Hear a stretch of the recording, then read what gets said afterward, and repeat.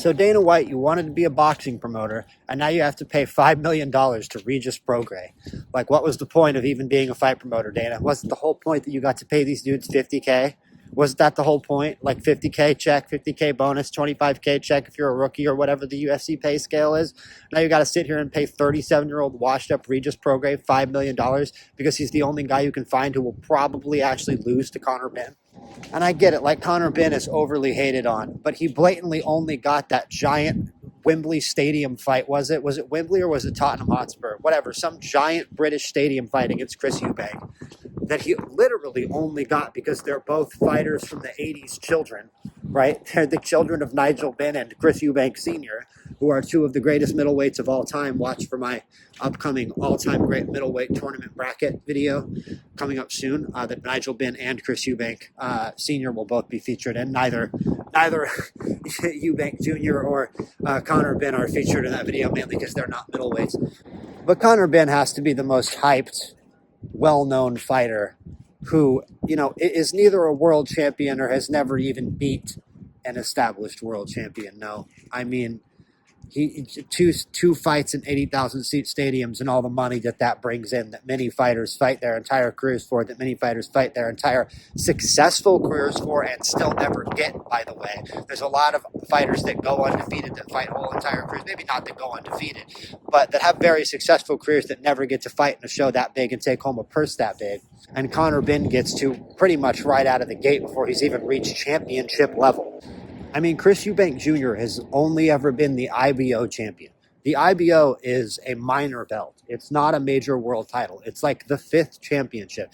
They're a cool sanctioning body. They have like computer rankings. They've held some decent title fights before. They've thrown their title on a few title fights before, just like for an extra thing to give a fighter an extra name. I think it was one of the Klitschko brothers who very famously would basically throw in the IBO title because his brother had one of the others. So he wanted to appear like I'm pretty sure it was Vitaly. It was Vladimir Klitschko who wanted to appear like a 4-belt champion. Vitaly had one of the belts, so Vladimir would take the IBO belt to appear like a 4-belt champion. That's funny, but the IBO is not a major world title. That's the only thing that Chris Eubank Jr. has ever won, and that's Conor Benn's best win.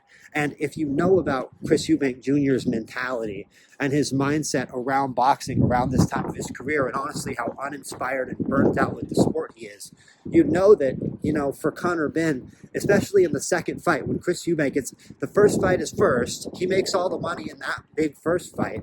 He doesn't have the motivation, Chris Eubank, as somebody who's already questioning his passion for the sport and questioning the people around him, as he said, questioning that the people around him are just in here to essentially see him take bodily damage and make money off of him while they don't, go get in the ring themselves. They don't understand the risk.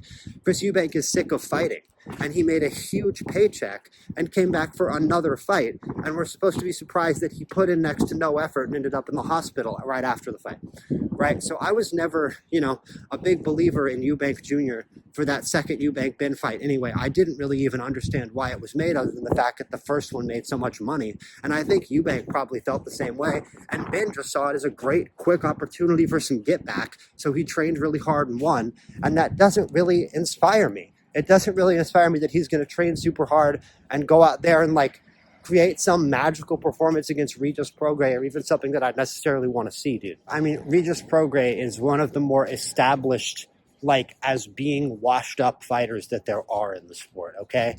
The guy is definitively past his best at this point, and he's a fighter where the things that made him great, his quick burst speed, his hand speed, his ability to counterpunch, all those things have been clearly negatively affected by his age and by him slowing.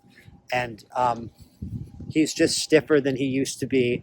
And he's always been somebody who's actually unafraid to stand in there, unafraid to take damage. And it's part of why his name has spread around the game so much during his career, and why so many people know about Regis Prograis, because he is actually sort of a stand and bang guy for an American fighter, for somebody who's probably thought of as being, a defensively sound guy.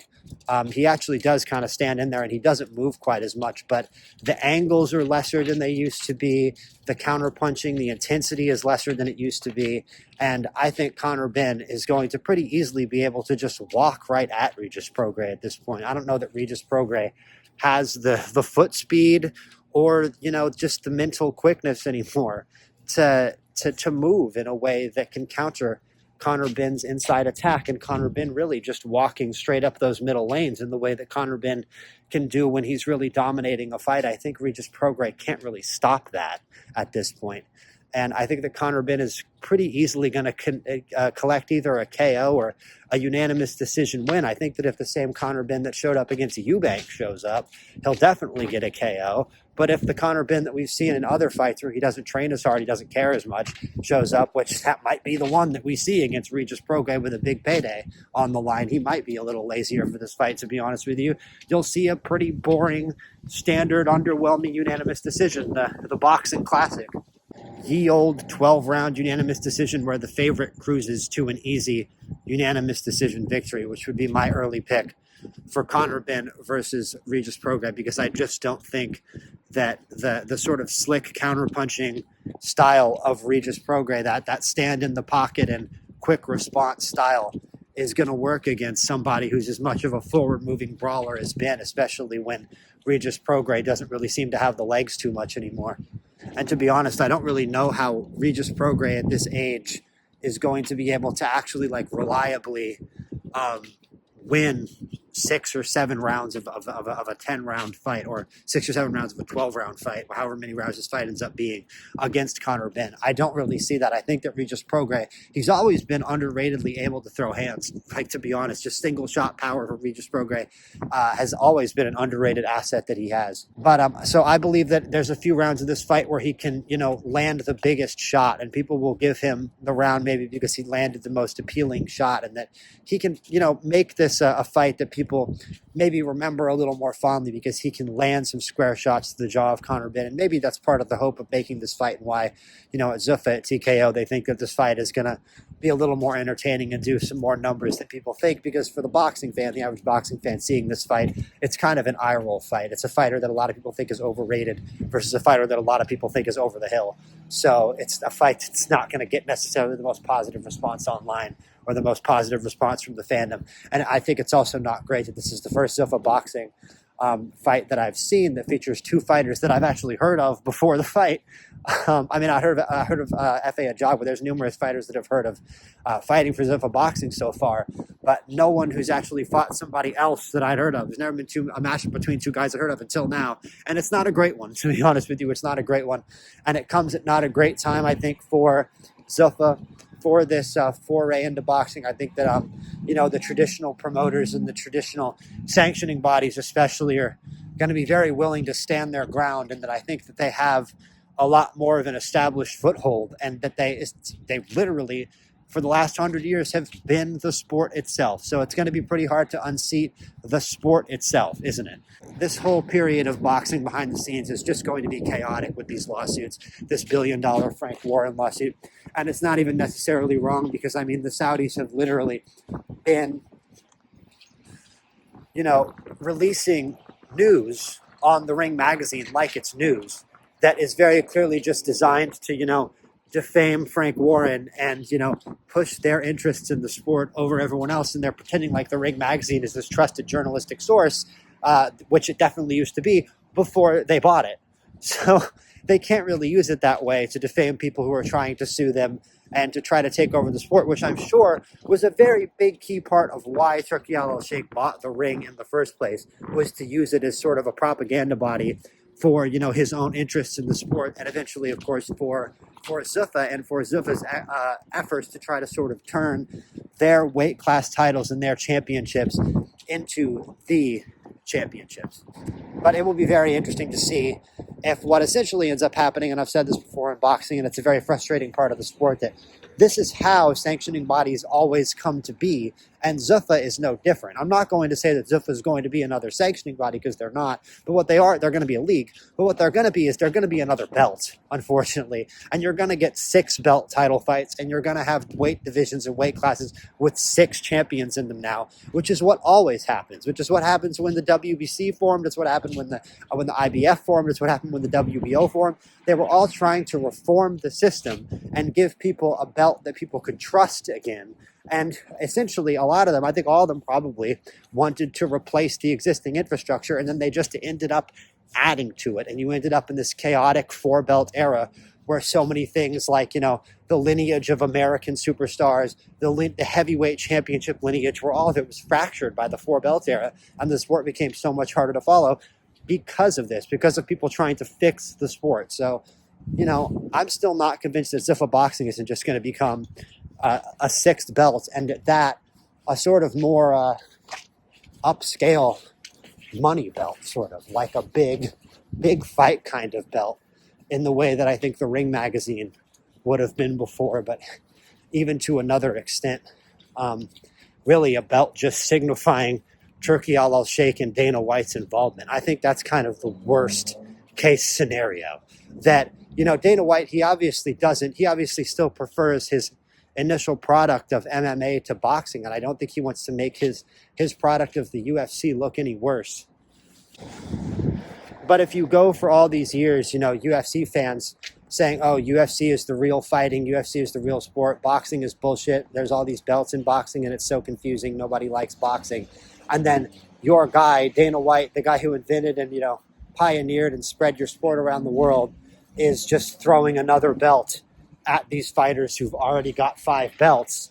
It does kind of make him look like he's clout chasing boxing, and that, deep down, I think I've heard boxing fans say this before, deep down Dana White always really did want to be a boxing promoter. And now he's got his chance, and he's just going to be up there throwing another belt on these guys with all the other promoters. So, yeah, sucks to suck, Dana.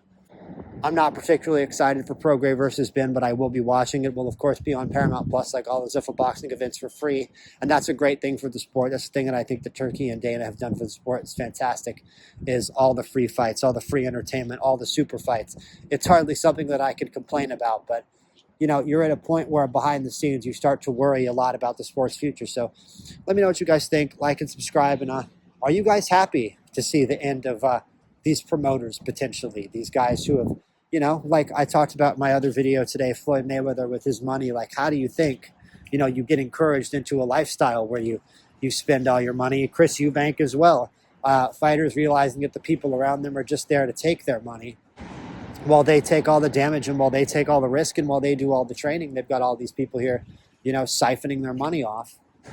And unfortunately, the counter with the UFC system is being underpaid. So it seems to me like there's 2 choices. You either get underpaid by the UFC, or you go to boxing, a boxing-like system, and get screwed over by your promoter. So let me know what you guys think. How do you think this is going to end? Do you guys have any insight? Or are you guys like me? Do you have no idea? You're just sitting on by the seat of your pants, and you don't know how any of this is going to end. You don't know who's going to end up really controlling boxing, controlling the industry. Right now, I'd say I'm definitely favoring Zuffa Boxing to figure something out. I just don't know what's going to happen to the existing titles.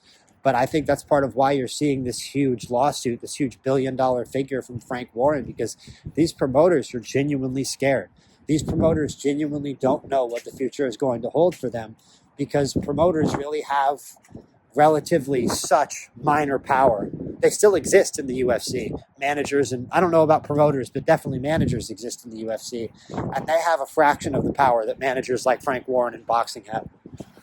So I would expect there's a lot of panic behind the scenes, but I think it's up to the legal system, actually, whether or not promoters like this are allowed to continue doing business.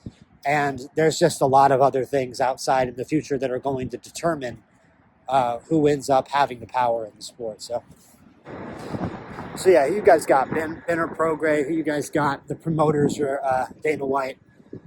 It's a fun time in boxing. This is a sport built on conflict, and it feels like there's never been quite this much conflict in the sport, especially at a high level. And some of these super fights we're getting, it just feels like you could make up anything at this point, and if enough people want to see it, they'll find the biggest stadium they can. It's kind of a crazy era, and I think that fight fans will probably be talking about this era for a very, very long time, because I think that if somebody like Zuffa Boxing does take over, you're going to see the matchmaking become a lot more coordinated, in a way that the UFC actually does have pretty coordinated matchmaking, and coordinated in a way where, I mean, like, in boxing, a lot of times a champion will come out and take a disappointing opponent, or an opponent people have never heard of before. That's a trademark of boxing. That's a frustrating thing for both casual and diehard boxing fans to have to deal with when a fighter takes an underrated guy. There's always a chance, though, that underrated guy could be just that, underrated, right? He could come out and give a crazy challenge to the champion. I mean, I feel like people knew Sebastian Hernandez, but think Sebastian Hernandez versus Nakatani, right? Fights that go wrong. Think about if Picasso had just, what Cardenas almost did to Inoue, right? I imagine there are people who are like, who the hell is Ramon Cardenas? Inoue needs to fight some killer. Like, why isn't Inoue fighting the top guys? And he gets dropped by Cardenas, right? That could happen in the UFC. I feel like there's so many examples where they've got some young prospect, like think of Thibaut Gaudier, and they've got some dude on a 3-loss losing streak, and they just set them up against each other. That's a lot less common in boxing. It really is. What was the last time Shakur fought somebody on a 3-fight losing streak? What was the last? I mean, a lot of prospects fight guys who don't win at all in boxing. That's true. The prospects fight dudes who are literally 0-130 in boxing, which that's different. Honestly, it is different. That's kind of a whole other level of like shameless, where the other fighters were literally saying boxing, like, I'm just here to let the other guy win. You'll actually hear them say that. Not to disrespect Journeymen at all, but it's kind of the ethos and the attitude. A lot of Journeymen probably could win if they were actually putting in the effort. That's a sad truth in boxing, that there's a lot of Journeymen who don't really try to win the fights they're fighting. It's not really necessarily that they're trying to lose. They're just not trying to win. They're just trying to go in there and spar while the other guy is fighting a professional fight, because that's how those fights work. But in the UFC, and this is what I'm really fearing with Zuffa Boxing, and this is what I think Regis Prograis probably has himself in this kind of situation right now, where the UFC likes to set up fighters for essentially execution fights, like I just talked about, where you're on a losing streak and they put you up against the scariest monster nightmare prospect in the entire division. And I'm kind of sick of fights like that being made. I'm not talking about Journeymen there. I'm talking about guys who, either worked their way up to the UFC and then got, lost once they got to the UFC. They weren't good enough for the UFC, go 0-2, 0-3, or guys who had long careers in the UFC who then fall off from that top level, go on a losing streak, and then again get fed to an absolute demon of a prospect. And it's just not fair. And I think that that's probably going to be in addition to the less beneficial pay structure for fighters. You're also going to have matchmaking that isn't as determined by the fighters themselves. And I think for numerous reasons, that isn't such a good thing. And I think that in boxing, the mandatory system is a little weird and a little hard to follow for somebody coming over from the UFC or coming over from other sports. But it's not that weird. And it should actually be enforced probably more strictly by these sanctioning bodies. And I think that would be a lot better, actually, than UFC-style matchmaking. I think the IBF-style actually mandatory with weight checks and drug tests and steroid tests, mandatory enforcement policy is a lot better than whatever Dana White and Zuffa Boxing are probably going to try to do.